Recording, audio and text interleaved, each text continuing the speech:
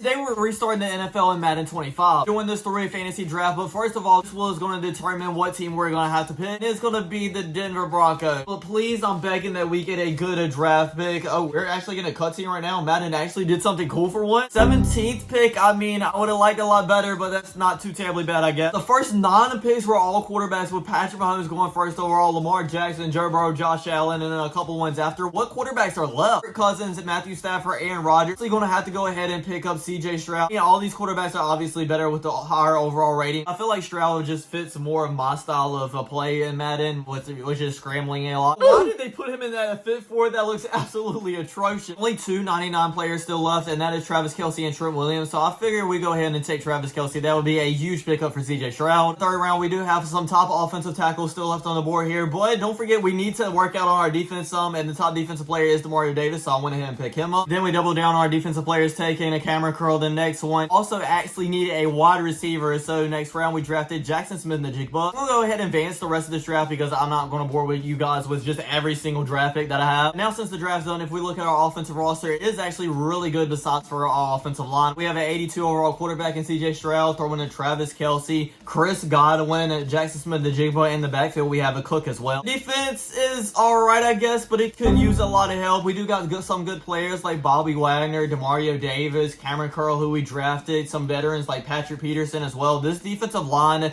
isn't really the best, though. I don't even think I've heard of any of these guys except for Davenport, and he's a 74 overall. Let's see where the other top players went. Mahomes went to the Raiders. Like I said, that's kind of crazy that he went to their arch enemy divisional rival. Christian McCaffrey went to the Baltimore Ravens. Tyreek Hill's now on the Eagles. We got Travis Kelce, obviously. Trent Williams is on the Buccaneers. Justin Jefferson's now on the Titans. Who is their quarterback? It's actually Aaron Rodgers. That low-key could be a very nice team. The quarterbacks, Lamar Jackson went to the Commanders. Joe Burrow went to the Cardinals, and Josh Allen went back to the Bills. Prescott is now on my Carolina Panthers. The Patriots have a Tua. The Chiefs have Justin Herbert. So they go from one great quarterback to another. Jalen Hurts went to the Rams. Purdy's on the Colts. Kirk Cousins went to the Buccaneers. Just go through a couple of these other quarterbacks so you can see where they went. CeeDee Lamb's on the Buccaneers with Kirk Cousins. That could be great as well. Amon-Ra St. Brown's on the Bengals. AJ Brown's on the Ravens. Monte Adams on the Steelers. Jamar Chase is on the Vikings. Stephon Diggs is now on the Jets. While Brandon Ayuk went to the Commanders. Oh, that's actually interesting because he was actually like having trade rumors that he was going there. Before we send to the end of the regular season and see how these teams do, I just want to run one test drive with this offense. Our second play, CJ Stroud just throws it up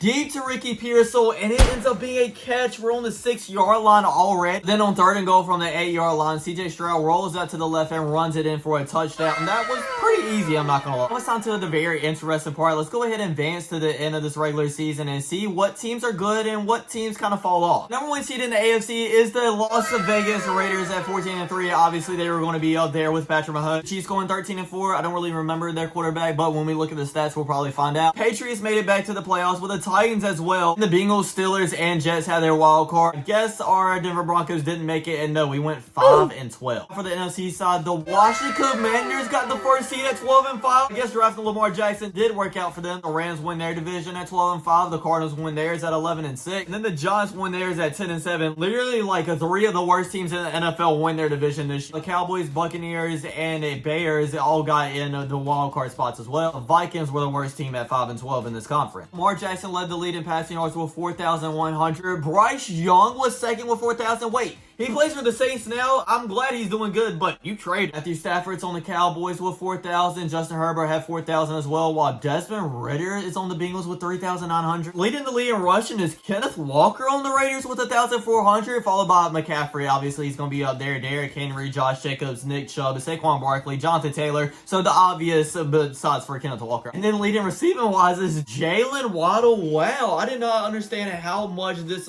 fantasy draft will like flip the lead upside down. Brandon Ayuk was second, and McCole Hardman was third. This makes no sense. Cooper Kupp was fourth, and T. Higgins rounded out the top 5. Where is Justin Jefferson at? It's all the way down here with 863 yards. This absolutely makes no sense whatsoever. Here's what the playoff bracket looks like. Let's go ahead and sim this first week and see who advances to the next round. New York Jets, led by Drake May, beating the Tennessee Titans in the first round. Patriots absolutely blew out the Steelers 42-3, led by Tua Tagovailoa. Chiefs, led by Justin Herbert, beating the Bengals 30-23. Rams with the Jalen Hurts and Josh Jacobs beating the Cowboys. Giants beating the Buccaneers. And let me tell you guys right now, the Giants are low-key stacked. They have a Trevor Lawrence at quarterback. Their running back is Jonathan Taylor, and their top wide receiver is Deebo Samuel. The Cardinals just squeaking out versus the Bears, 16-10. Oh, they have a Joe Burrow and Bijan Robinson as well. Advance this week and see who ends up in the championship game. And they'll be just one win away from being in the Super Bowl. Those teams will be the Kansas City Chiefs versus the New York Jets. So Drake May leads the Jets in his rookie season all the way to the AFC Championship game. Justin Herbert finally has some success on another team. And then on the NFC side, it does look a little bit crazy, but it's the Cardinals and Giants. So it'll be Joe Burrow and Bijan Robinson versus the stacked Giants team led by T-Law. We have to hop in these games. First game is going to be the New York Jets versus the Kansas City Chiefs. And at halftime, the Chiefs are up, but not by much, 21-14. Then they score again to be up by 10 points. The Jets need to score here if they want to win this game,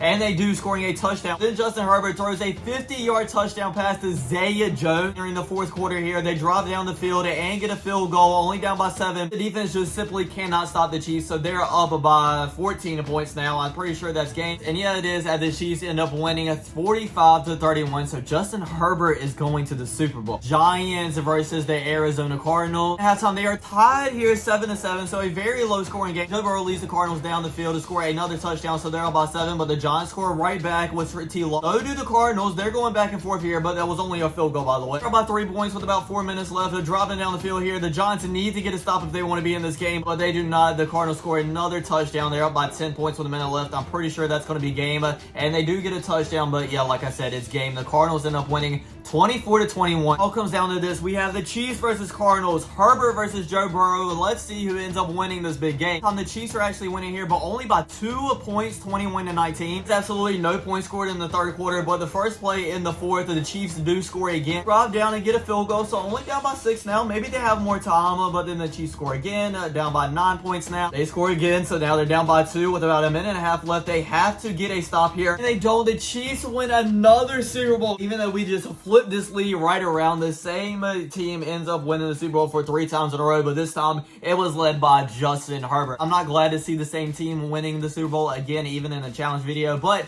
it's kind of cool to see Justin Herbert winning one. Thanks for watching, everybody. I hope you enjoyed. Don't forget to like, comment, subscribe, and I'll check you guys out next time. Peace.